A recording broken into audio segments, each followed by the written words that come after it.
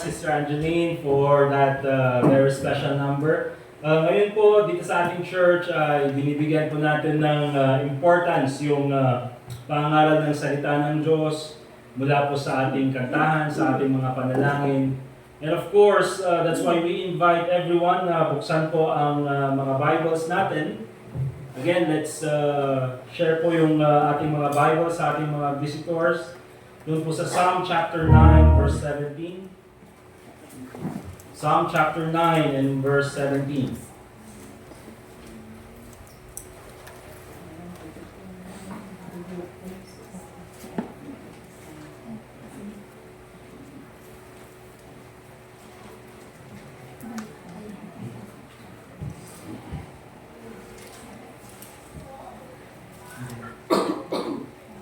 Psalm chapter 9 and verse 17.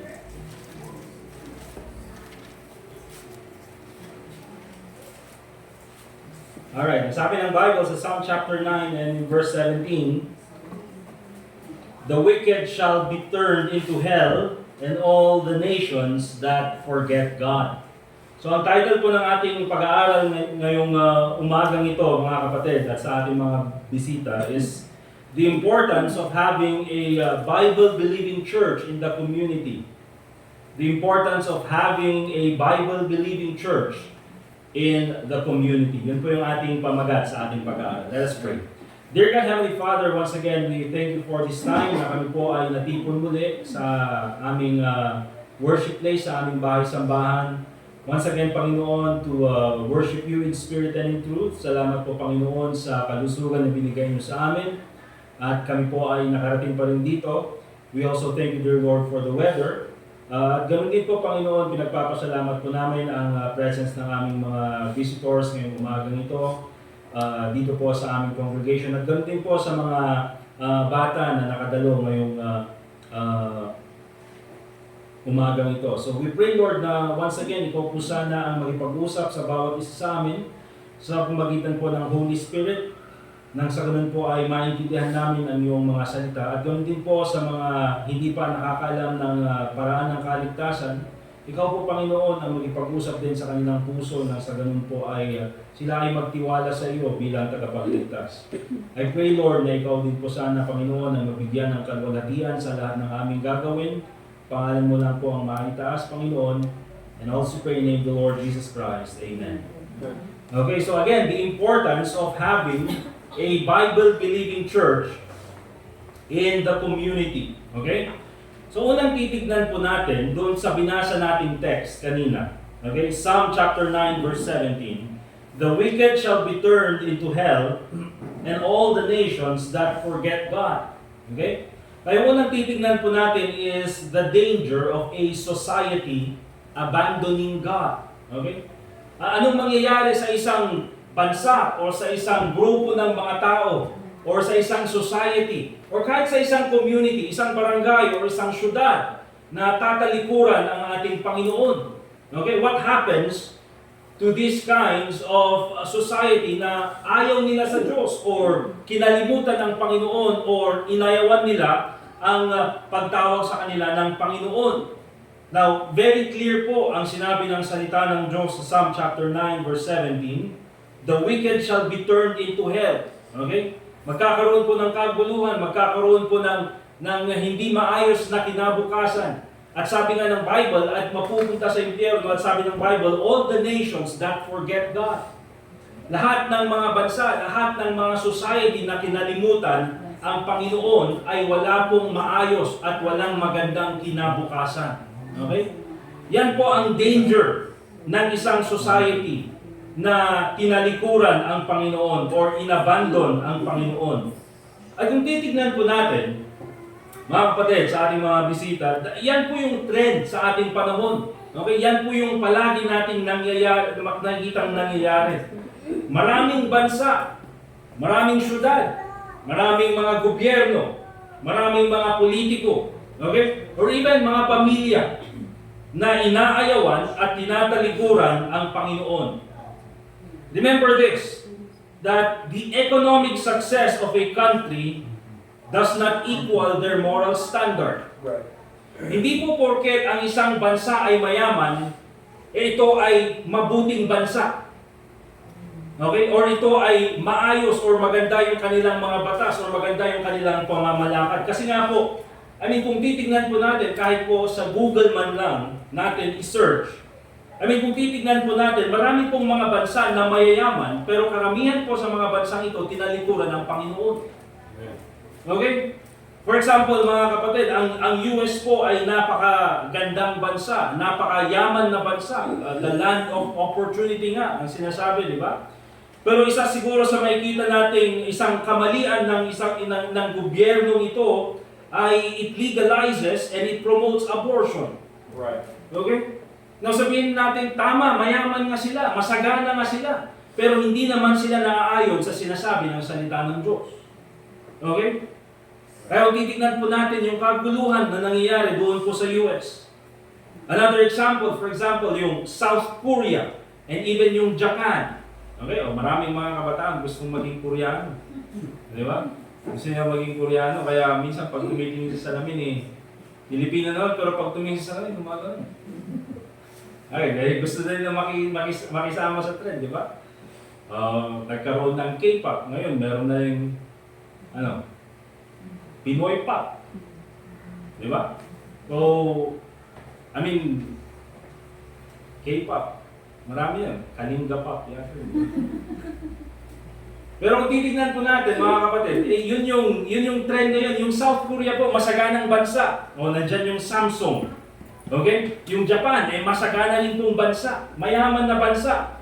Pero you know what, mga kapatid, kahit na tignan niyo po sa survey, tignan niyo po sa Google, South Korea and Japan, yan po yung isa sa mga leading countries when it comes to suicide rate. Okay? Kung titingnan natin, masagana nga sila, mayaman sila, pero napaka-depressing nung lugar na marami sa kanilang mga citizens ay kinikitil yung kanilang buhay dahil, mga kapatid, kung titingnan po natin, itong mga country po na ito, tinalikuran ng Panginoon. Another example siguro is kahit po yung sabihin natin London. Okay? Sa UK, yung London. Di ba? Dun sa malapit nating kabarangay sa London. Alright? So, mayamang bansa. Isa sa mga sabihin natin saganang syudad dito sa ating mundo. But you know what, mga kapatid? Kahit tignan niyo po sa survey, London po isa sa mga pinaka-highest crime rates na city around the world. London na po yan, mga kapatid, ha? Mas marami po, mas mataas yung kanilang crime rate kesa po dito sa ating lugar, sa Baguio City. Okay? So, hindi po porket mayaman yung bansa or may economic success yung bansa, hindi ibig sabihin na ito ay meron silang maayos na moral standard. Ganun din po sa buhay ng isang tao. Hindi porket ikaw ay meron sabihin natin economic success or ikaw ay sagana sa buhay, hindi ibig sabihin yan na ikaw ay umaayon sa sinasabi ng salita ng Diyos. Di ba? Kaya kung titignan po natin, mga kapatid, for example nga itong UK. Yung UK po, mga kapatid, isa yan sa mga noong 300 years ago, 200 years ago. Yan po yung isa sa mga bansang nagpapadala ng maraming missionary sa buong mundo. Okay? So, it's a Christian country. Pero ngayon, mga kapatid, hindi na nila tinatawag yung kanilang sarili na Christian country. They are a secular democracy. Bakit? Karamihan po ng tao sa UK are atheists. Kaya po ganun ang nangyayari sa sabihin natin crime rate. Tumataas yung crime rate. Okay? Bakit? Because sinasabi nila na hindi sila created in the image of God. Na parehas lang sila ng mga animals. Kaya what's happening? They are living like animals. Okay? Kaya kung titignan po natin, yan po yung isa sa rason kung bakit we have a church here in this community. Because gusto po natin na of course ang ating bansa, pero sana po magsimula sa bawat pamilya dito po sa ating lugar, ay tayo po ay bumalik sa Panginoon at magpatuloy sa Panginoon. At wag na wag po natin tatalikuran ng Panginoon. Dahil kung ang Panginoon po kaya niyang gawin yan sa isang bansa, mga kapatid, kung kaya niyang i-bless ang isang bansa, pwede niya rin pong i-bless ang isang pamilya. Kaya po, napakaganda na makita natin may mga individuals na pupunta dito sa ating church. May mga batang sumasali sa mga Sunday school. May mga adults na pumupunta at bumibisita dito sa ating church. But you know what? Mas maganda po na makita ang buong pamilya na pumupunta sa church. Okay? So remember mga kapatid, the danger of a society abandoning God. Wala pong maayos na kinabukasan para sa isang nasyon, para sa isang lugar, or kahit sa isang pamilya na tatalikuran ang Panginoon. So, pangalawang titingnan po natin, why does it have to be a Bible-believing church? Bakit kailangan Bible-believing church? Marami namang church dito sa lugar natin, di ba? Marami namang church. May church dyan sa taas, may church sa gitna. Maraming churches dito sa lugar natin, pero bakit kailangan Bible-believing church? Okay? Kaya po dito kami bilang isang Baptist church, ay hindi naman po na sa pinagmamayabang namin or pinagmamalaki. Pero isa po kasi sa doctrine ng Baptist church is that yung biblical authority. Ang ibig sabihin po noon is kung ano yung sinasabi ng salita ng Diyos, yun po yung kailangang sundin. Okay? For example, may sinabi yung pastor na against sa sinasabi ng salita ng Diyos, hindi po susundin yung pastor, kailangan sundin yung salita ng Diyos. Okay, yun po yung ibig sabihin ng biblical authority. Kaya po kami as a church, we are a Bible-believing Baptist church. But again, yung question, bakit kailangan Bible-believing church? Unang-una, important na Bible-believing church, number one, is to avoid religious manipulation. Okay? To avoid religious manipulation. Importante po na ang church, sana, ay Bible-believing church. Okay? Sinusunod yung sinasabi ng salita ng Diyos, nang sa ganun ay maiwasan ang panluloko. Yun po yung ibig sabihin ng religious manipulation. Pag sinabi natin religious manipulation, ginagamit yung relihiyon para kontrolin or take advantage or lokohin ang mga tao. Okay? At para po maiwasan yung ganyang gawain ng religious manipulation, at makikita po natin na sa ating panahon, ang dami pong religion, di ba? Kaya ang mga tao minsan hindi alam kung sinong susundin. Minsan ang tao hindi alam kung sino bang paniniwalaan. May church ito, may church, ibang paniniwala nito, ibang paniniwala nito. Pero kailangan po natin tignan mga kapatid, of course sa ating mga bisita, kung ano ba yung sinasabi ng salita ng Diyos. Marami pong tao sa panahon kasi natin na pinapaniwalaan anuman yung sabihin ng isang pastor. Okay? Kahit na sinong pastor yan, basta kung ano yung sinabi, yun yung paniniwalaan. Bakit? Kasi ang tingin ng tao kasi, tao ng Diyos. Ito, mangangaral na galing sa Panginoon. Yun yung inasa isip ng mga tao. Especially dito sa Pilipinas na sabihin natin, meron tayong mataas na pagtingin or pagrespeto sa mga pastor. Okay? Kaya kung ano yung sinabi ng pastor, yun yung sinusunod. Kahit na naman ito ay hindi umaayon sa sinasabi ng salita ng Diyos. Okay? Kaya po, even si Jesus Christ ay binigyan niya po tayo ng warning. Tingnan niyo po yung Matthew chapter 7 verse 15. Tingnan niyo po yung Matthew chapter 7 verse 15. Kaya po kami dito sa church, kaya nga po ini-encourage ko na buksan natin yung mga Bible natin. Para po makita niyo na yung sinasabi natin ay galing po sa salita ng Diyos. Matthew chapter 7 verse 15. Again, yung point dito is to avoid religious manipulation. Ang sabi ng Bible, beware of false prophets. Okay? So, ang sabi ni Jesus Christ, beware. Okay, pag sinabi natin beware, ano bang Tagalog ng beware? Mag-ingat. Okay? Mag-ingat kayo sa mga bulaang propeta, false prophet. Ibig sabihin, itong mga tao na ito, sinasabi nila na sila ay prophet or sila ay pastor, pero hindi naman sila totoong pastor. Okay? At anong sabi niya ganyan? Which come to you in sheep's clothing. Yung sheep po, mga kapatid, that is a symbolism of Christianity. Okay?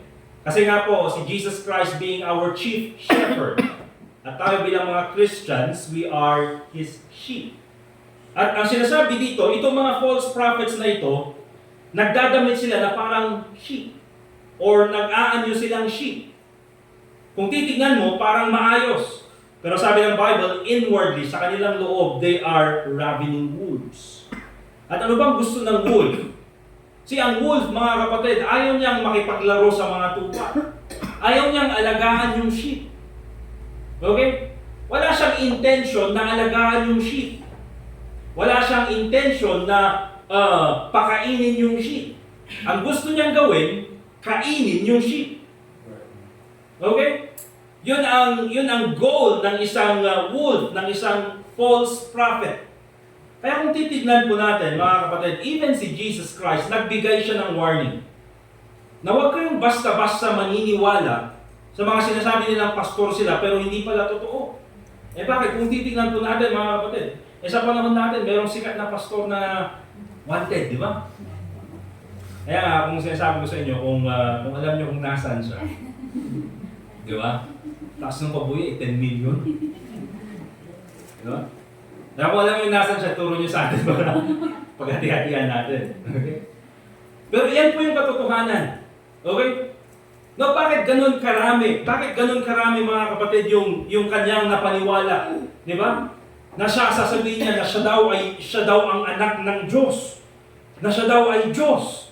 Di ba? Paano niya sasabihin yung ganung klaseng mga katuruan? Pero titignan natin na ang dami pa rin naniniwala sa kanya. Bakit po? Kasi ginamit nila yung religion para lukohin yung mga tao. Di ba? Ginamit nila yung salita ng Diyos para lukohin yung tao. Remember this. You can only measure the truthfulness of a preacher through the Word of God. Right. Ang paraan lang para makita mo yung katotohanan or kung genuine or kung tunay ba yung mga ngaral ng Panginoon ay kung yung kanyang sinasabi ay naaayon sa salita ng Diyos. Okay? Tingnan niyo po yung Acts chapter 17 verse 11. Acts chapter 17 verse 11.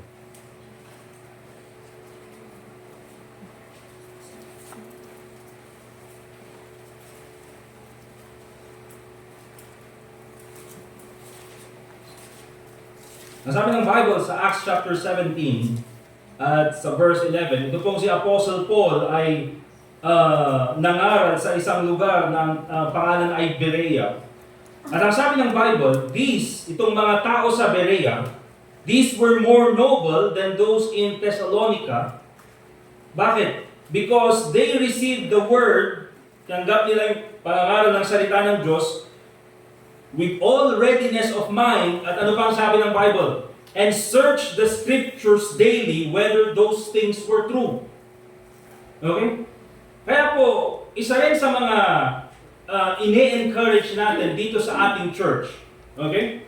Ay huwag lang kayong makinig ng salita ng Diyos. Okay? Kaya po natin ini-encourage na, yan, so meron kayong Bible, kaya po yung Bibles na binigay sa inyo, ay sa inyo na po yan. Okay? Iuwi nyo po yan, basahin nyo po. Kasi I encourage and binibigyan po natin ng kahalagahan, especially po sa mga visitors natin, na kapag kayo ay nakapakinig ng salita ng Diyos, buksan niyo po yung Bible at i-compare niyo yung sinasabi ng preacher. Amen. Para po makita nyo kung totoo o hindi. Because remember mga kapatid, marami pong tao, marami pong preacher, gagamitin ang religion, gagamitin ang Bible para manloko ng tao. Pero mga kapatid, lahat naman po tayo may sariling isip. Lahat naman po tayo marunong mag-isip. Marami naman po sa atin marunong magbasa. Okay? Kaya huwag po tayong basta-basta paluloko. Kaya po, mayroon tayong Bible na pwede nating basahin at i-compare yung pangaral ng salita ng Diyos. Remember this mga kapatid, ang tunay na mangangaral, they do not manipulate people. Okay? Ang tunay na mangangaral, he motivates people with the Word of God. Alright? That's why it's very important. Bakit kailangan Bible-believing church to avoid religious manipulation? Para po tayo hindi maloko. Pangalawa, why does it have to be a Bible-believing church? Okay? Why does it have to be a Bible-believing church? Number 2, to know that Jesus is the only way to salvation. Para po malaman natin at malaman nyo na si Kristo lang ang daan papuntang langit. Na siya lang ang pwedeng magligtas sa atin. You see, marami pong tao sa panahon natin na ang akala nilang paraan ng kaligtasan ay maging member ng isang church or maging member ng isang religion. Okay? However, kung titignan po natin, isa lang ang tinuturo ng Bible na daan papuntang langit at wala pong iba kundi ang ating Panginoong Jesucristo. Buksan po natin yung Bible natin sa John chapter 1. Okay? So, again, sa mga visitors po natin, kung kayo po ay magbabasa ng Bible, maganda pong simulan nyo sa Book of John. Okay? Dahil dyan nyo po makikita yung pag-ibig ng Panginoon. Okay? Kaya dyan po sa John chapter 1, nakikita natin na isa lang naman ang daan papuntang langit. Kung ikaw gusto mong maging anak ng Diyos, ang sabi ng Bible in John chapter 1 verse 12, but as many as received Him. Okay? Yung Him po na yan is walang iba kundi si Jesus Christ. Sabi ng Bible, but as many as received Him, to them, sa kanilang mga tumanggap kay Jesus Christ, gave He power to become the sons of God. Even to them that believe on His name. Anong ibig sabihin yan? Ikaw ay pwedeng maging kasali sa pamilya ng ating Panginoon kung ikaw ay magtitiwala sa ating Panginoong Jesucristo. Hindi po sa pamagitan ng religion, or hindi sa pamagitan ng sacraments, or hindi sa pamagitan ng baptism, it is only through the Lord Jesus Christ. Right. John chapter 3 verse 16.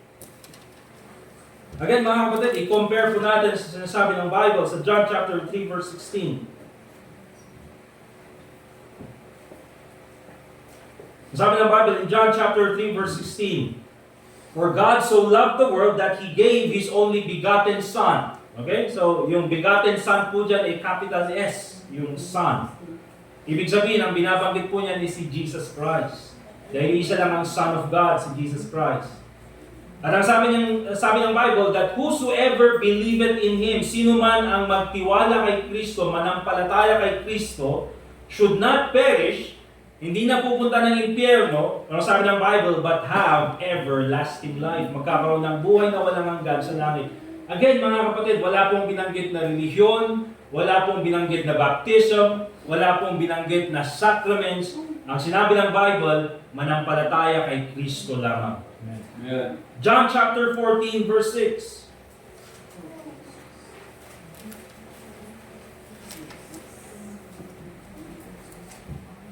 John chapter 14 verse 6. Ang sabi ng Bible, Jesus said unto him, si Kristo mismo ang nagsabi, I am the way. Okay? Pag sinabi natin the way, ibig sabihin, iisa lang yung daan. Tama po? Amen. Right. Hindi niya sinabing, isa ako sa mga daan. Kasi meron din tayo minsan mga kaisipan na, especially siguro, napakinggan natin sa mga nakakatanda o napakinggan natin sa mga kapitbahay natin na, pare-parehos lang naman yan. Isa lang naman ang patutunguhan natin. Okay? Hindi po. Kasi according sa Bible, isa lang ang daan. At ang daan po na yan ay hindi po ang Baptist Church. At hindi yan po kung anong church. Ang daan po na yan, sabi ng Bible, I am the way, I am the truth, and the life. At sabi ng Bible, no man cometh unto the Father. Walang makakarating sa aking Ama, sabi ni Jesus, but by me. So, sino lang ang daan papuntang langit? Wala pong iba, kundi ang ating Panginoong Jesucristo. Kaya po importante na Bible-believing church. Bakit? Kasi meron po yung mga church na iba yung kanilang turo sa pamagitan when it comes to salvation. Ano sasabihin nila? Kailangan mong maging member sa church namin para ikaw ay maligtas. Kailangan mong gawin ang mga sacraments na ito para ikaw ay makapunta ng langit. Pero clear ang sinabi ng Bible, hindi mo kailangan gawin ang mga bagay na yon. Ang kailangan mo lang gawin, manampalataya kay Kristo. Kaya po importante na Bible-believing church. Later on, ipagpapatuloy po natin yung idea na yan. Okay? Pero again, yung tinitingnan po natin, bakit kailangan Bible-believing church? Una, to avoid religious manipulation. To know that Jesus is the only way of salvation. Number 3, to build a strong spiritual foundation for the family. Okay? To build a strong spiritual foundation for the family. Psalm 127 verse 1. Psalm 127 and in verse 1. You see, siguro sa mga karamihan po ng mga na-invite natin dito, kaya salamat po sa mga nandito na nag-attend. Sila Cara, sila Jenny Lynn, si Janice, tsaka si Joanne. Okay? Kasi ang dami namin na-invite eh.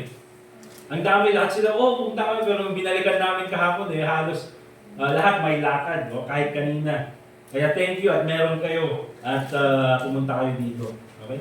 Now, isa sa mga binabanggit ko kasi sa mga in-invite natin or in-invite namin is that sabi ko, dito kasi sa church, ang karamihan po nandun ay mga young families na nagsisimula pa lamang. Okay? Karamihan po sa amin doon ay 20 years old. Hindi, kami 20 years old. Feeling namin 20 years old kami, pero karamihan sa amin doon ay 30 hanggang 40 years old. Huwag na natin banggitin doon si 40. Okay, pero karamihan sa amin doon 30 to 40 years old. Kasi mga pamilya na nagsisimula pa lamang. At palagi kong sinasabi na karamihan kasi doon is, nasubukan na namin yung ibang pamamaraan ng mundo na akala namin yun yung magpapasaya sa amin. Ay nandun kami sa church dahil gusto na namin seryosohin yung buhay namin. At nakita namin yung katotohanan na walang ibang pwedeng magdala or magturo sa aming pamilya kundi ang salita ng Diyos. Kaya sinasabi dito sa Psalm 127 verse 1, except the Lord build a house, they labor in vain that build it. You see? Except the Lord build a house, they labor in vain that build it. Anong ibig sabihin nito? Mga kapatid, hindi ikaw ang magbibuild ng pamilya mo, ang Panginoon ang magbibuild ng iyong pamilya. Okay? Naandun ka lang na ikaw ay sumunod doon sa kung anong sinasabi ng salita ng Diyos. Pero ang architect, ang engineer, when it comes to building the house, is none other than God. Meron po siyang binigay na sabihin natin, kumbaga sa architect, di ba? Meron siyang plano na binigay para sa atin. Kumbaga tayo lang is yung mga worker. So meron siyang binigay sa atin na plano. Meron siyang binigay sa atin na blueprint. Ang kailangan lang natin ay sundin yung blueprint. At wala pong iba kundi yung Bible. Okay? At minsan kaya po tayo minsan ay pumapalpak po sa atin. Okay? At sabihin po natin, hindi po tayo magiging perfect na parents. Hindi po tayo magiging perfect na family. Wala pong perfect na ganun.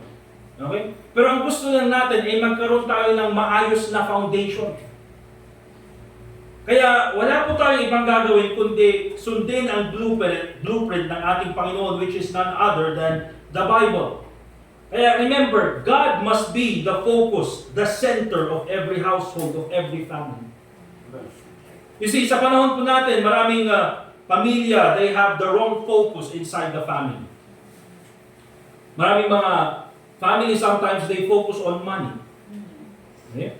Akala nila is that kung okay yung pera, kung okay yung finances, magiging okay lahat. Minsan mga kapatid, baliktad po ang nangyayari. Right. Minsan yung pera, yun yung nagiging problema. Minsan yung pera, yun yung pinag-aawayan. Minsan yung akala nilang pera, yun yung magbibigay sa kanila ng unity. Yun po yung nag-create ng division. Right. Yun po yung pinag-aawayan ng magkakapatid. Yun yung pinag-aawayan ng mag-ina, mag-ama. Yun yung pinag-aawayan ng mag-asawa. Bakit? Kasi nakafocus na lang sa pera. Nang hindi po masamang magkaroon ng pera. Pero kung susundin po natin yung blueprint na sinasabi ng Panginoon when it comes to money, magiging maayos po yung pamamalakad sa pamilya. Secondly, ang focus naman ng iba is yung academics.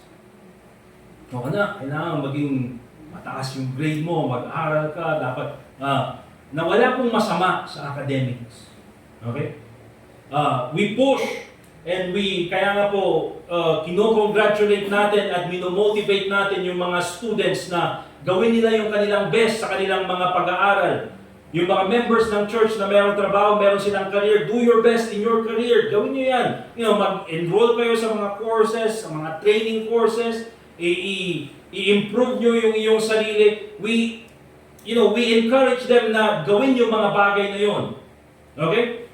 But, remember this, mga kapatid, academics, it does not teach morality. Di ba? Ni minsan po, ewan ko siguro sa mga batang 90s na katulad natin. Di ba? At least nung panahon natin, meron tayong GMRC. Di ba? Meron tayong GMRC. Good manners and right conduct. Okay? Pero titignan nyo, kahit po sa mga schools ngayon, wala nang GMRC. Okay? Minsan nga sa mga values classes, hindi na yung GMRC ang pinag-usapan. Ang pinag-usapan na lang is gender identity. Okay? That's why remember po, academics, importante po yan, but it does not teach morality. Success! Okay? Minsan, yan din yung nagiging focus ng bawat pamilya. I mean, importante pong maging successful. Importante na maging successful sa iyong career, na magkaroon ka ng motivation na maging successful ka bilang isang career person, isang negosyante, isang empleyado, all of those things, maganda po yan. But remember, ang success po hindi permanent. Pwedeng maging successful ka ngayong year na ito, pero next year, baka hindi na. At baka the year after that, baka hindi pa rin. Di ba? Hindi po permanente ang success, mga kapatid. Now, maganda po na ituro yan, i-motivate yan. Pero remember, ang focus po dapat ng pamilya ay wala pong iba kundi ang ating Panginoon. Wala pong iba kundi magkaroon tayo ng strong spiritual foundation. Remember this, kapag ka po sa problema, kapag ka po sa pamilya ay nagkaroon ng problema, minsan hindi po perang makakasolve ng problema. Hindi rin academics, hindi rin success. See? Minsan ang kailangan ng mga anak, ang kailangan ng mga parents, nang sa ganun ay they will get through the problems, ay pananampalataya sa Panginoon. Right. Pananalig sa Diyos. At maraming pamilya nasisira dahil sa problema, bakit walang pananalig sa Diyos. That's why it's very important, mga kapatid, that it's a Bible-believing church to build a strong spiritual foundation for the family. Napaka-importante po niyan. Now, ito po yung third section ng ating pag-aaral. Okay? So, nakita po natin yung danger ng isang pamilya or even ng isang nation na inabandon ng Panginoon. Wala pong maayos na kinabukasan. Nakita rin natin kung bakit kailangang Bible-believing church. Okay? Ang nasa community. At pangatlo, dapat magkaroon na tayo ng conviction, magkaroon na tayo ng decision. Now remember this, it is important to attend and be a part of a Bible-believing church. It is important to be a part or to attend a Bible-believing church. Okay? Again, tulad ng sabi ko po, marami pong churches dito sa ating community. Okay? Maraming churches sa community natin.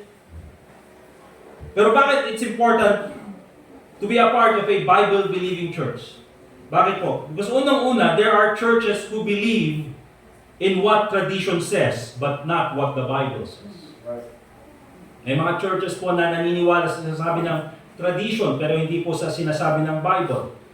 Remember this, kung ang isang church ay sumusunod sa tradition na hindi umaayon sa salita ng Diyos, it's not a Bible-believing church. Bakit? Kasi mas matimbang po palagi ang sinasabi ng salita ng Diyos kaysa sinasabi ng tao. I mean, isipin nyo na lang mga kapatid ha, gamitin po natin ang logic natin. Okay? Kanino tayo maniniwala? Sa Diyos na nakakaalam ng lahat, alam ang nakaraan, alam ang present, alam ang future, or maniniwala tayo sa isang tao na limitado lang yung kanyang kaalaman. Diba? Kaya kung ano yung sinabi ng salita ng Diyos, yun po yung sundin natin, wag po yung tradition or wag yung sinabi ng tao. So it's important to attend and be a part of a Bible-believing church. Okay? Pangalawa, there are churches who discourage you to read the Bible and even bring the Bible to church. Right. Okay? Meron pong mga church na hindi kanila i-encourage, actually, i-discourage kanila na magdala ng Bible or even magbasa ng Bible. Okay? Bakit? Ano yung logic nila? Kasi pag yung tao nagbabasa ng Bible, nagkakaroon ng kaguluhan.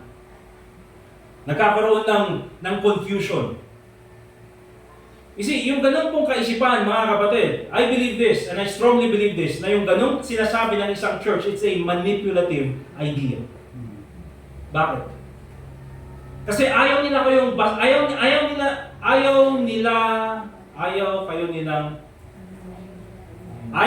magbasa ng Bible. Yun. Di ba? O Ilocano, handa kayo kaya magbasa iti Bible. Okay? Bakit? Meron bang katotohanan sa Bible na ayaw nilang malaman mo? Kaya sinasabi nila, huwag kayo magbasa ng Bible, meron na tayong teacher ng Bible. Meron na tayong preacher ng Bible. Hindi nyo na kailangan magbasa ng Bible. Ito na lang yung pakinggan natin.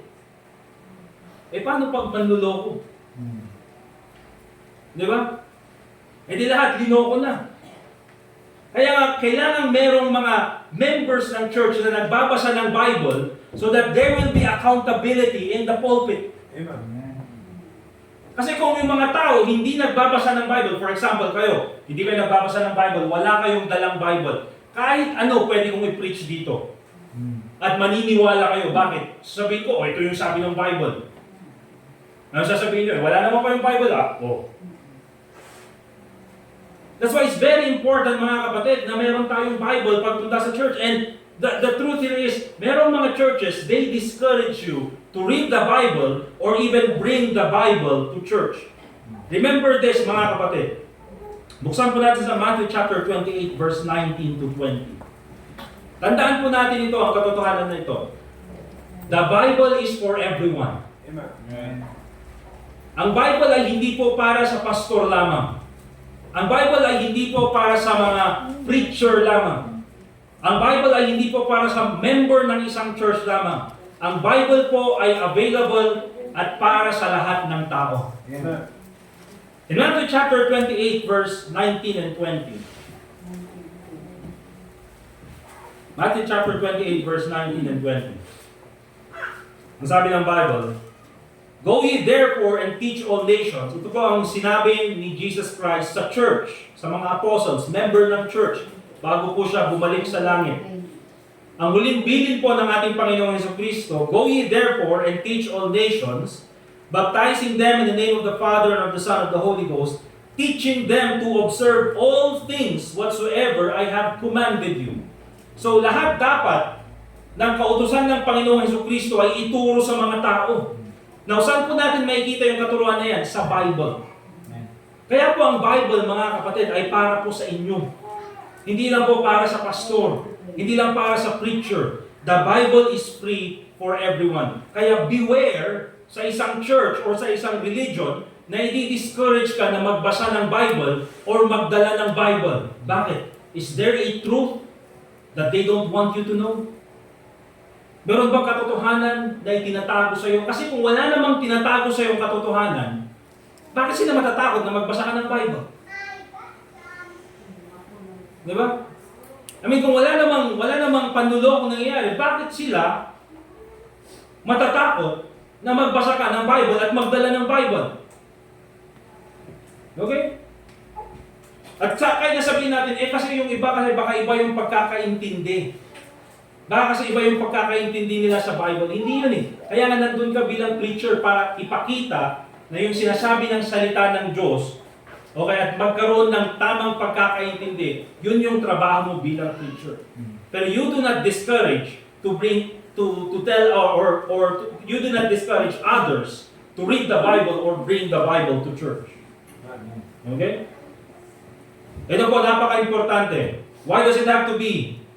Or it is important to attend and be a part of a Bible-believing church.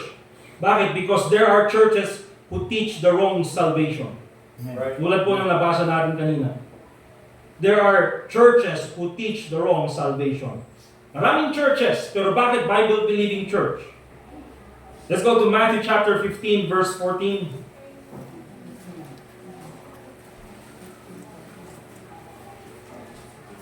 Matthew chapter 15, verse 14.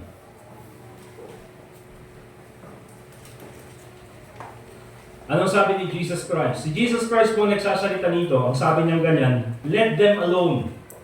Yung kasi mga disciples, sinasabi nila, oy, yung mga Pharisees, ito naman yung tinuturo sa mga tao, yung mga false teachers. Ano sabi ni Jesus Christ? Pabayaan niyo sila. Okay? Ano sabi niya? They be blind leaders of the blind. Okay? Sila ay mga leaders na bulag. At sino yung mga leader nila? Yung mga bulag din. At ang sabi ng Bible, and if the blind lead the blind, both shall fall into the ditch. Now, siguro na sabi ko, meron akong nakita sa session nun, yung blind, siya yung nagtuturo dun sa kasama niyang blind. Okay? Nakikita natin sa session row, di ba, na nakagano sila, line. Okay? Pero oftentimes, mga kapatid, kaya nilang gawin yun kasi nga, meron silang na-memorize na nila yung daan. Okay? Pero for example, dalhin mo sila sa isang lugar na hindi sila familiar, madali silang mawawala. Bakit? Because the blind cannot lead the blind. Right. Paano mo ituturo yung lugar na hindi mo pa napuntahan?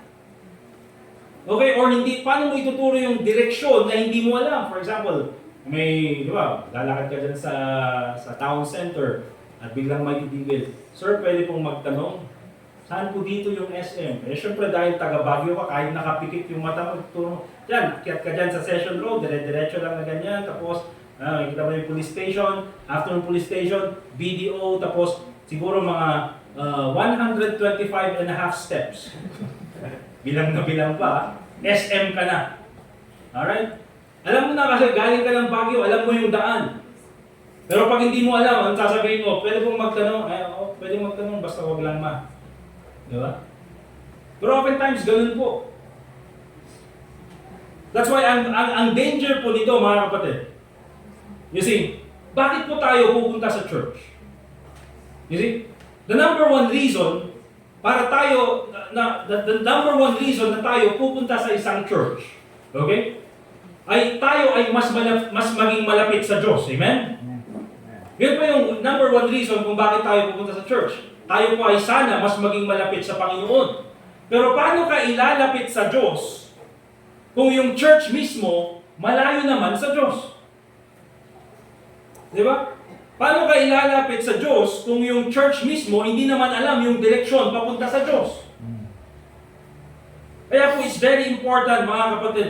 Bakit po? Kasi may mga churches tulad po ng aking binanggit, even po dito sa ating community, that these churches, anong tuturo nila? Oh, you have to be a member of our church para ikaw ay makapunta ng langit. O kailangan mong gawin ang mga sacraments na ito para ikaw ay makapunta ng langit. Kasi hindi po yan ang turo ng Bible. Ano yung turo ng Bible? Look at Luke chapter 23. Luke chapter 23 verse 39. Kung po kayo mag-alala, siguro mga within 15 minutes ay matatapos na po tayo. Ibigay po natin yung mga gift. Luke chapter 23 verse 39 hanggang 43. Ito po, very clear po. itong kaligtasan ng isang makasalanan na nakikita natin sa Bible. Sa Luke chapter 23 verse 39, ito po yung kwento nung si Jesus Christ ay nakapako sa krus. At merong dalawang magnanakaw sa kanyang tabi. Okay? At ang sabi ng Bible sa verse 39, and one of the malefactors, pag sinabi natin malefactor, ito ay isang makasalanan, which were hanged, railed on him, saying, if thou be Christ, save thyself and us. So, sabi ng isang kriminal kay Jesus Christ, dahil nga ito ay hindi naniniwala kay Kristo, sabi niya ganyan, o kung ikaw talaga ang tagapagligtas, o iligtas mo ngayong sarili mo, tapos iligtas mo rin kami. Pero according sa Bible, yun ay sinasabi niya dahil linuloko niya ang Panginoon. Sa verse 40, ang sabi naman ng Bible, but the other, yung isang makasalanan, ang sabi ng Bible, the other answering rebuked him, saying, does not thou fear God, seeing thou art in the same condemnation? Hindi ka ba natatakot sa Diyos? Ikaw nga ay malapit ng mamatay, ganito pa ang sasabihin mo, ganito pa ang gagawin mo. Verse 41, and we indeed justly, for we receive the due reward of our deeds. But this man hath done nothing amiss. O tayo, nakapako tayo dahil kriminal tayo, makasalanan tayo. Pero itong si Jesus Christ, wala siyang ibang ginawang kasalanan. Nasabi niya ganyan sa verse 42, and he said unto Jesus, Lord, remember me when thou comest into thy kingdom. Anong sabi ni Jesus Christ? And Jesus said unto him, verily I say unto thee, today shalt thou be with me in paradise. Now, kung titignan po natin mga kapatid, yung magnanakaw na yan, yung kriminal na yan, nakapunta po ng langit. Amen? Amen. Si Jesus Christ po ang nagsabi, today, ngayon din lang, sasama ka sa akin sa langit. Pero kung titignan po natin, wala siyang panahon para maggumawa ng mga sacraments. Wala siyang panahon para bumaba sa cross at gumawa ng mga sacraments na kailangan niyang sundin. Hindi siya bumaba at kailangan niyang mag-communion at kailangan niyang magbigay ng mga alms doon sa mga naghihirap. Wala siyang panahon. Bakit nakapako nga siya sa cross? Hindi siya pwedeng bumaba sa cross at sabi niya, sige, magpabaptize ka muna para ikaw ay makapunta ng langit. At wala rin tinanong si Jesus Christ, sige, ano bang member, anong member ng, anong religion ka member? Anong church yung membership mo? Wala pong ganun na sinabi si Jesus Christ. Ang sinabi lang ni Jesus Christ, today shalt thou be with me in paradise. Bakit ganun yung sinabi ni Jesus Christ? Dahil itong magnanakaw na ito, itong kriminal na ito, nakapunta sa langit, hindi dahil sa sacraments, hindi dahil sa mabuting gawain, hindi dahil sa baptism, pero dahil lang sa ating Panginoong Jesucristo. Yan po ang clear na turo ng Bible, mga kapatid. At sadly, marami pong churches, they teach the wrong salvation. Kaya po, it's very important to attend and be a part of a Bible-believing church. Bakit? Because dito po sa Bible-believing church, we encourage you na magbasa at magdala ng Bible. Huwag po tayong paluloko. Okay? And of course, we teach the right way of salvation. Now, ito po yung ating last na titignan.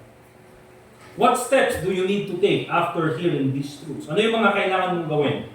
Ngayon na nalaman mo itong mga katotohanan na ito, ano yung mga kailangan mong gawin? Unang-una, I hope, of course, ating mga visitors, that you will make a commitment to bring your family to church.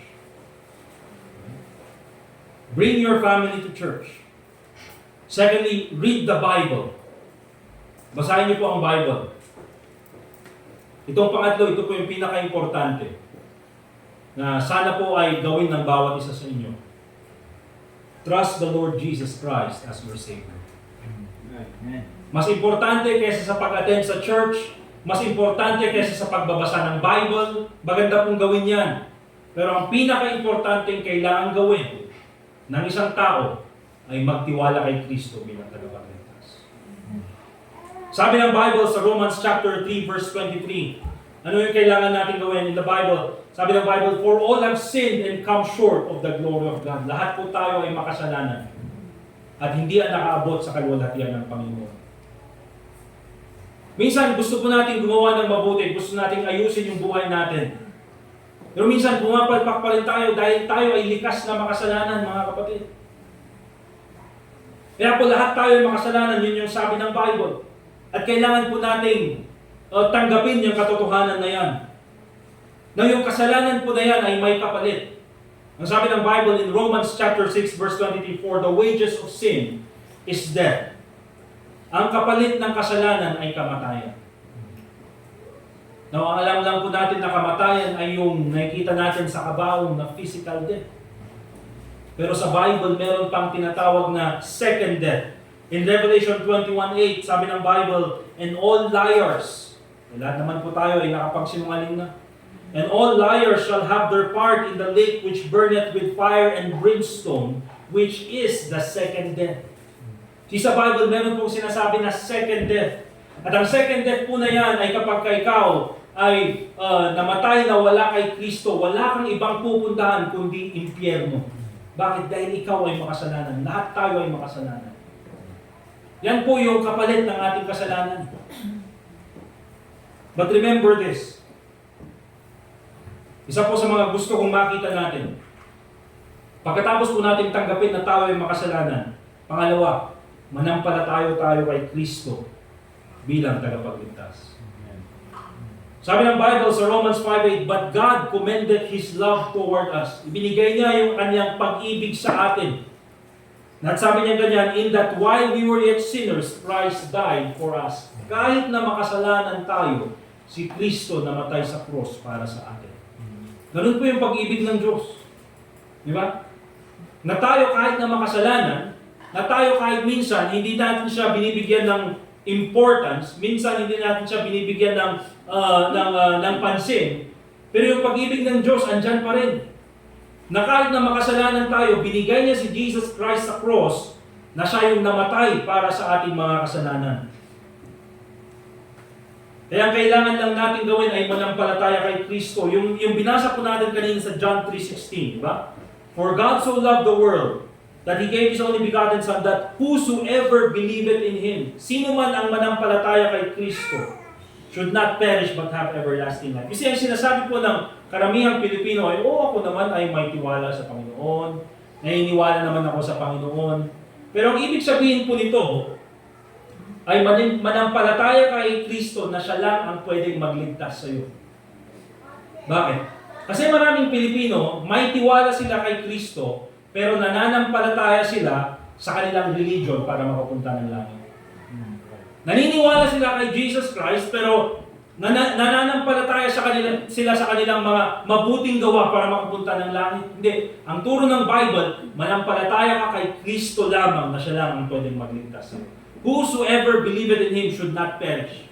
Hindi ka na pupunta ng impyerno, but have everlasting life. At yung everlasting life po na yan, mga kapatid, sa aming mga bisita, yan po ay walang hanggan. Kaya nga sabi ng Bible, "In hope of eternal life, which God that cannot lie promised before the world began." Titus chapter 1 verse 2. Yung eternal life po na yan, kung tayo po ay nagtiwala kay Kristo, bibigyan niya tayo ng eternal life at hindi niya po babawiin yung eternal life na yan. Bakit? Ang Panginoon po hindi siya nagsisinungaling. Okay? Ano bang mangyayari pag tayo ay nanampalataya kay Kristo, tayo rin ay magiging anak ng Diyos? In John chapter 1 verse 12, "But as many as received Him, to them gave He power to become the sons of God, even to them that believe on His name." Kasi pag ikaw ay nanampalataya kay Kristo bilang tagapagligtas, hindi ka lang magkakaroon ng buhay na walang hanggan, hindi ka lang makakapunta ng langit, pero ikaw ay magiging parte ng pamilya ng Panginoon. Sabi ng Bible, ikaw ay magiging anak ng Diyos. At kaya po tayo naniniwala na ang kaligtasan ay hindi po nawawala. Kasi ang relasyon po ng isang mag-ama ay hindi rin po nawawala. Di ba? For example, sa aking ama, si Brother Larry. Brother niya, tapos ang magpipastor ko. Di ba? Amen. Sa aking ama. Diba, kahit na siguro sabihin natin na mag-away kaming ganyan, or awayin niya ako, or awayin ko siya, or ako ay itakwil ko yung aking ama, pero hindi mawawala yung katotohanan na kami ay mag-ama. Kahit na anong gawin ko, palitan ko yung pangalan ko, palitan ko yung aking background, palitan ko yung aking mukha, yung aking DNA, parehas pa rin sa DNA ng aking ama. Hindi po mawawala yung katotohanan na yun. Ganun din po yung ating relasyon sa ating Panginoon. Once na tayo ay naging parte ng pamilya ng Panginoon, hindi po nawawala ang relasyon ng isang mag-ama. Okay? Kaya po, ang kaligtasan ay hindi po nawawala. Kaya, kailangan lang po natin manampalataya kay Kristo bilang tagapagligtas. At ang sabi ng Romans chapter 10 verse 9, kung ikaw nga ay gusto mong manampalataya kay Kristo bilang tagapagligtas, the Bible says, if thou shalt confess with thy mouth the Lord Jesus, and shalt believe in thine heart that God hath raised him from the dead, thou shalt be saved. Okay? Kung ikaw, sasabihin mo sa pamagitan ng iyong bibig, ang ating Panginoong Jesucristo, at mananampalataya ka na galing sa iyong puso, na si Jesus Christ, siya nga ay namatay. Totoo po yun. Pero si Jesus Christ po ay hindi po siya nanatiling patay. Siya po ay muling nabuhay. Okay? At dahil dyan, meron po tayong kaligtasan. The Bible says, thou shalt be saved. Kaya po sa bawat visitor ng ating church ngayong umagang ito, kung kayo po ay hindi pa sigurado na kayo ay pupunta ng langit, pwede niyo pong masigurado ngayon kung kayo ay mananampalataya kay Kristo bilang tagapagligtas. Ang kailangan lang po natin gawin ay manampalataya kay Kristo at tumawag sa kanyang pangalan. Kaya tayo po ay manalangin. Dito po tayo magtatapos. Let us pray. Panginoon, salamat po sa oras na binigay niyo sa amin. Salamat po sa bawat isang kasama po namin ngayong umaga nito na nakinig ng iyong salita. I pray, Lord, na sa amin pong pagpapatuloy, ikaw po ang patuloy na magipag-usap sa aming mga bisita ngayong umaga nito. I pray, Lord, na ikaw po sa magitan po ng Holy Spirit ang mag-convict sa kanila. Nang sa kanon ay kung hindi pa po sila nanampalataya sa iyo bilang tagapagligtas, ay gawin na po nila ngayon habang meron pang natitirang oras. So salamat po sa oras na kami po ay pwede mag-aral ng iyong salita. Panginoon, ikaw po muli ang mabigyan ng kapurihan. At sa aming pong invitation, Panginoon, ikaw rin po ang manguna sa bawat sa amin. And also pray in Jesus' name. Habang tayo po ay nakayuko, especially po sa aming mga bisita, kung gusto niyo pong manampalataya kay Kristo bilang tagapagligtas, ang kailangan niyo lang po gawin, ang sabi ng Bible is, sa Romans chapter 10 verse 13, for whosoever shall call upon the name of the Lord shall be saved. Gusto ko pong gabayan kayo sa isang panalangin, at ang kailangan niyo lang pong gawin ay gawin itong totoo na mula sa inyong puso. Sundin niyo lang po yung aking sasabihin at kayo po ay manawagan sa pangalan ng Panginoon. Hindi po ito nakakahiya. Hindi po ito dapat ikahiya. Kaya sa aming mga bisita, nawa po kayo po ay magtiwala sa ating Panginoong Jesucristo bilang tagapagligtas. Sundin niyo lang po ang aking sasabihin. Ang sa ganun po ay tayo po ay manawagan sa pangalan ng Panginoon.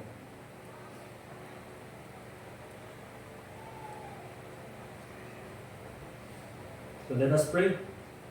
Panginoon, alam ko ako isang makasalanan na papuntang impyerno. Pero salamat po.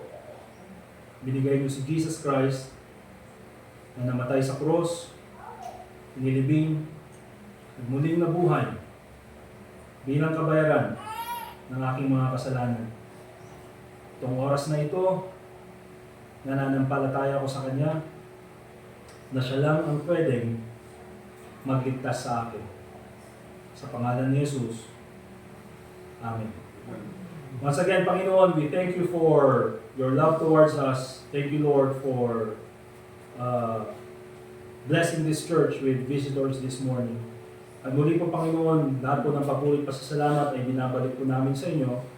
And also pray in Jesus' name. All God's people say, Amen. Amen. Thank you po muli sa presensya ng bawat isa. Tayo po ay dadako na sa ating offering. At ito pong offering na ito ay para lang po sa mga members ng church. Doon po sa mga visitors namin, it's not your responsibility to gifts o offering. Ito po ay para sa mga members ng church. Okay? Tawagin po natin si Brother Kenu para sa... Yan. Sigatiagalan niya. And we'll call si Brother Larry para sa ating offertory prayer.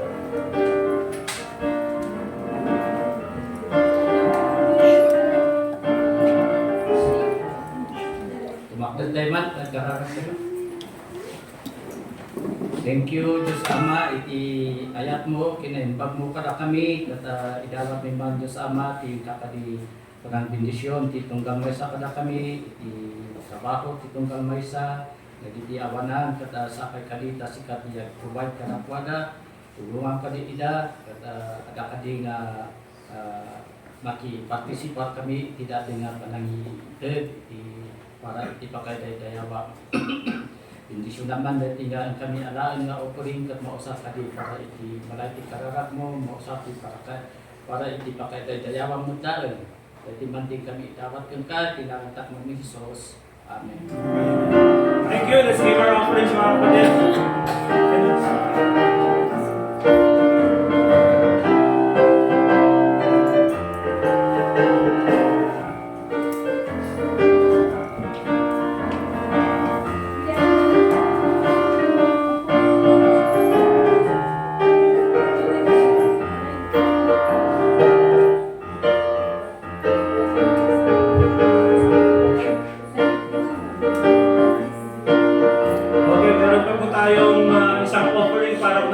Sa ating back to school materials. Okay, pangdagdag para po may pamigay tayo mga tawag doon, mga eraser, glue, no, mga kailangan ng mga bata sa kanilang back to school.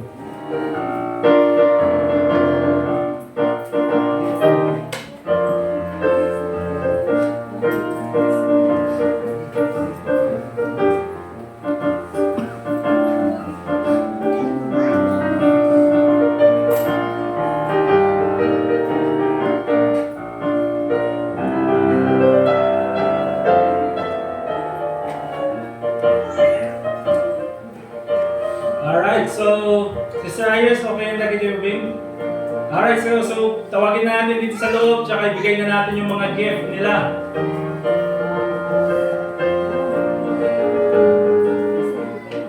Yan ay babasahin ko.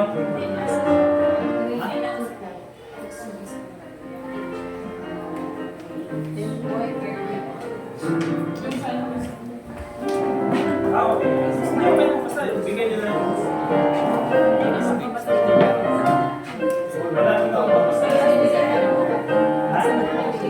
Bigay nyo na, tapos pakita nyo lang dito sa harap para may gift sila. Parang konti lang, no? 30? 0?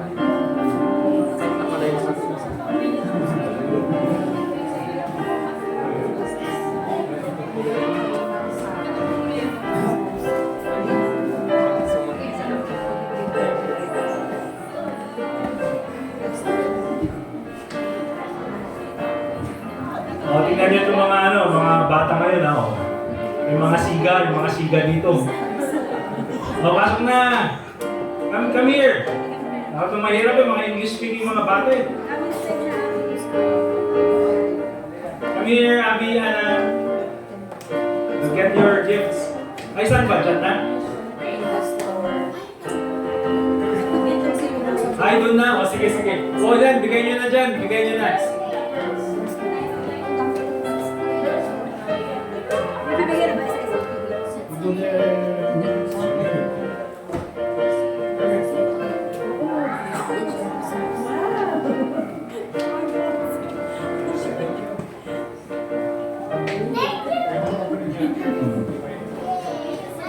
Okay, dito kayo because we will pray. And then after that, bubuksan nyo yung mga gifts nyo, ha? Dito kayo.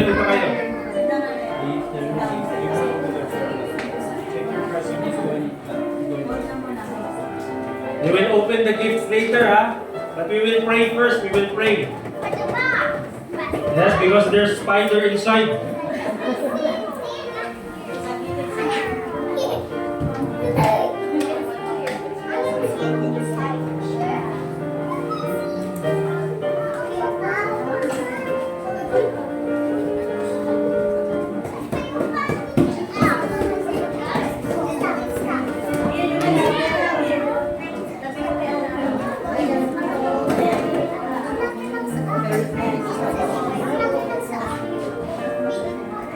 Hali kayo dito, hali kayo. Yan. Hintayin natin yung mga ate natin, yung mga ate and kuya. Dito kayo. Oh, yung mga iba, nakarami na kayo ng gift ha. Good job.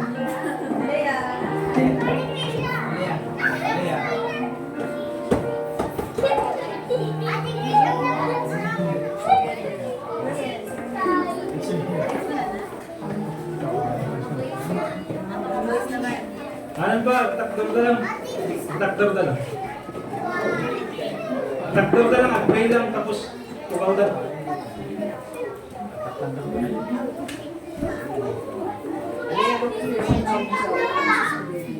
Ano?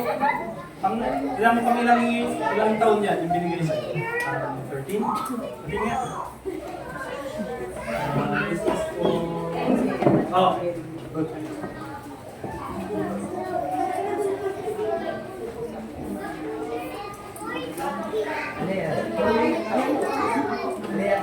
Oh. Pero yung mga adults, bigyan din natin para ano, hindi naman sila.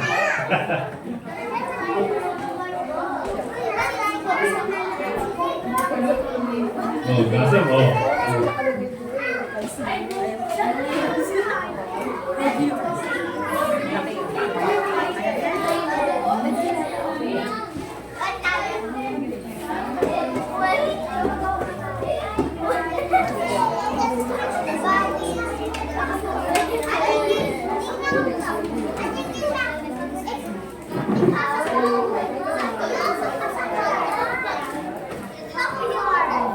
Baka mabalik. Yo, sige, sige.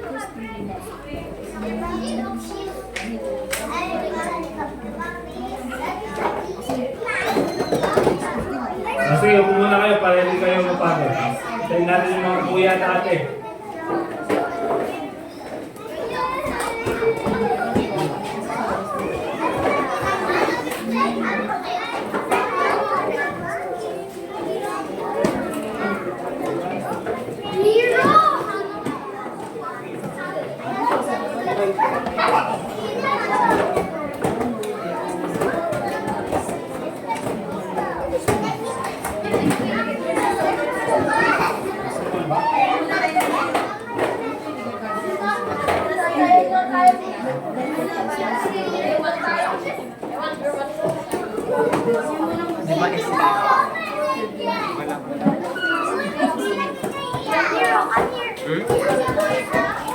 Tayo na lang yung mga madalagay. Diretso na enrollment kasi sa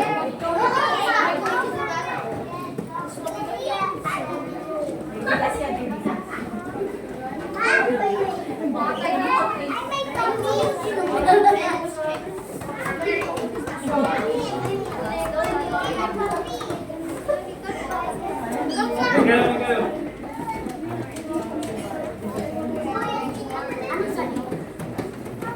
Ay, dito yung binti ko ah. Napili na Irakyo. So dito di ba? Diyan di malaramit nga balay? Ah, well, malagay ko sila.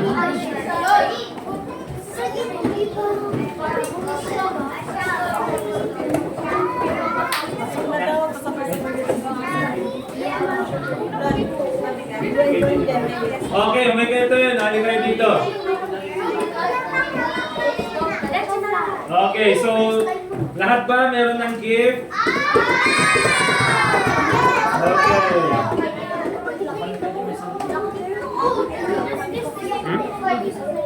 Basta meron ng gift. Oh, wala nang, oh, makinig.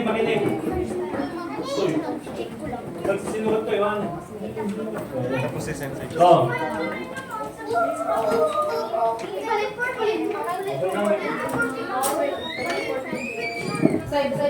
Oh. Bubuksan natin yung mga gift mamaya pero wag muna. Okay? Mamaya muna. So magpe-pray muna tayo and then after that ay pwede nyo nang buksan o kakanta tayo and then pwede nyo nang buksan yung mga gifts ninyo. Lahat ba sila na okay na? Oh, later.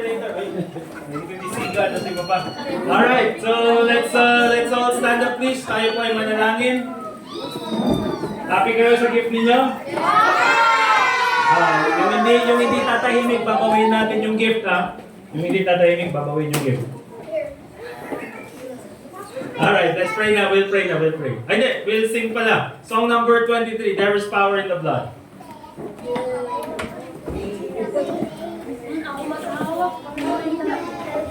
Okay, song number 23, There is Power in the Blood.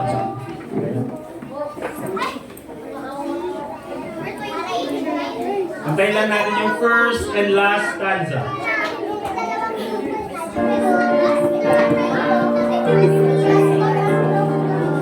Song number 23. Okay. Oh, ito, meron pala. Oh. Alright, all together in the first stanza. Would you be free from the burden of sin? There's power in the blood, power in the blood.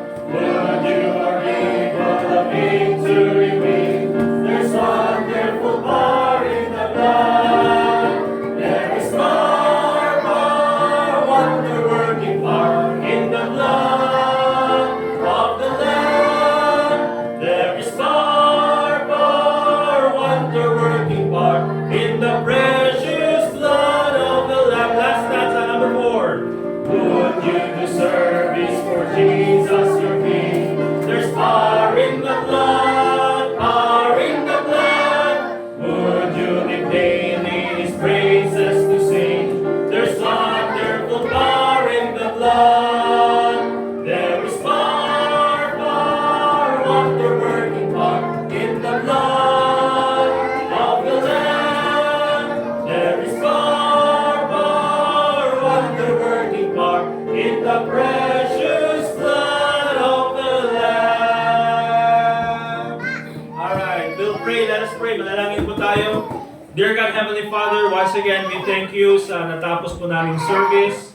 We thank you, dear Lord, for our visitors this morning. At sila po ay kinancel yung kanilang mga schedules para po makasama namin dito sa aming church. We thank you din po, Panginoon, sa mga bata na andito na masayang pumupunta dito sa aming church para po makinig ng iyong mga Bible stories, sa mga teachers po na ginagamit nyo na magturo po sa kanila. And we also thank you, Lord, for the gifts na pwede pong ibigay sa mga batang ito. Salamat po sa mga taong ginamit nila ng mga instrument ng inyong biyaya na sa naman po ang mga batang ito ay maramdaman nila, Panginoon, na marami pong taong nagmamahal sa kanila.